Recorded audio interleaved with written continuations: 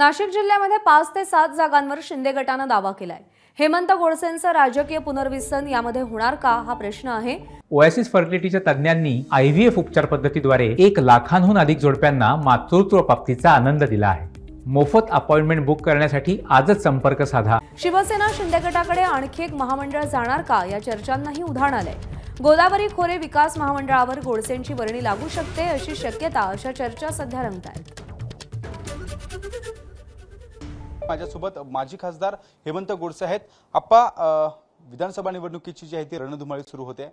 काय नेमकं आपल्याकडनं जिल्ह्याभरामध्ये जो इथं दौरा सुरू झालाय, काय नेमकं एकंदरीत आपण चाचपणी करणार? मला असं वाटतं का महायुतीच्या माध्यमातून शिवसेना पक्षाचे जास्तीत जास्त उमेदवार निवडून कसे येतील, आपला स्ट्राईक रेट चांगला कसा असेल यावरती मला असं वाटतं का त्याचा सर्वेक्षणासाठी ज्या यापूर्वी म्हणजे जे विद्यमान जागा आहेत शिवसेनेच्या त्या आणि त्याहून अधिक ज्या जागेंवरती या अगोदर शिवसेना लढलेली अशा सर्वच मतदारसंघाची या ठिकाणी चाचपणी करण्यात येत आहे।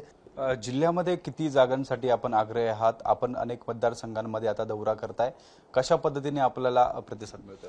आता आपल्या नाशिक जिल्ह्यामध्ये जवळजवळ 15 विधानसभा आहेत आणि त्यापैकी 5 ते 7 जागेंवरती हा निश्चित आमचा दावा त्या ठिकाणी असणार आहे। आपल्या देखील राजकीय पुनर्वसन व्हावा अशी आपल्या कार्यकर्त्यांची इच्छा आहे।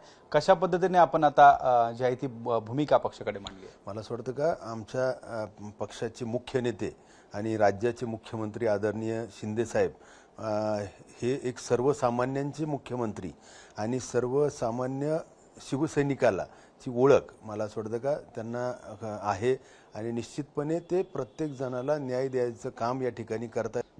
गोदावरी खोरे विकास महामंडळाची जी आहे ती त्यावर आपण दावेदारी केली आहे किंवा आपलं नाव त्यावर चर्चेत आहे, असं कायम का खुलासा? मला असं वाटतं का जी काही पक्ष जबाबदारी देईल तिला निश्चितच आपण न्याय देण्याचं त्या ठिकाणी काम करू।